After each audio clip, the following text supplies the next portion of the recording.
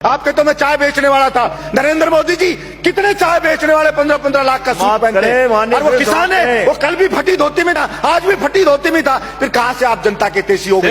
और जो diesel petrol पे टैक्स लगा रखा है दुनिया भर का, उसको आप 90 से 100 रुपया बेच रहे हो। आपके बाप का राज है क्या कि लूटोगे, खाओगे, खुद 15-15 लाख के सूट पहनोगे? और किसान है, उसके तन पे कपड़ा नहीं है, मजदूर के तन पे कपड़ा नहीं है, आप घूम रहे हो वहां 36 तरह के व्यंजन खा रहे हो, वो सूखी रोटी खा रहा है। और किसान ने अगर पिज्जा खा लिया तो उसको सोशल मीडिया पर चलाते हो, पिज्जा क्यों खा लिया? क्योंकि भाई आपको ही अधिकार है पिज्जा खाने का, आपको ही अधिकार है कूलर में सोने का, आपको ही अधिकार है एसी में रहने का, आपको ही अधिकार है पैंट शर्ट पहनने का। आपके बाप दादा ही लेके आए थे क्या प्रॉपर्टी? कि नरेंद्र मोदी को हाथ जोड़ करके, सर झुका करके और माफी मांगनी चाहिए देश के किसानों से कि मुझसे गलती हो गई, मेरी मति भ्रष्ट हो गई थी, मेरी बुद्धि भ्रष्ट हो गई थी, इसलिए मैं अहंकार में आ गया था और मैं माफी मांगता हूं, मैं इन बिलों को वापस लेता हूं। और कि नरेंद्र मोदी जी को भी ये अहंकार नहीं रखना चाहिए।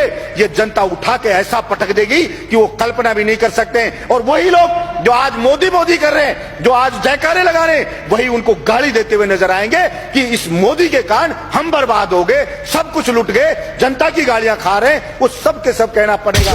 और प्रधानमंत्री जी को इतना अहंकार हो गया है कि मैंने जो बिल लिया आया, भला उसका विरोध किसी ने क्यों कर दिया? उस अहंकार में वहां कीलें लगा दी जाती हैं, वहां पे ऐसे ऐसे बैरिकेड बना दिए जाते हैं, वहां पे ऐसे लगा जैसे पाकिस्तान की कोई सेना अटैक करने आने वाली लिखा है। कि अगर वास्तव में जनता विरोध में आने लगे, जब वास्तव में राजा को लगे कि सड़क पे जनता उतरने लगी है, तो उस अहंकारी राजा को तुरंत उनकी समस्याओं को ध्यान में रख करके समाधान करना चाहिए, वरना जनता उसको उठा के कुर्सी से मोदा पटक देगी। ये उस राजा को ध्यान रखना चाहिए।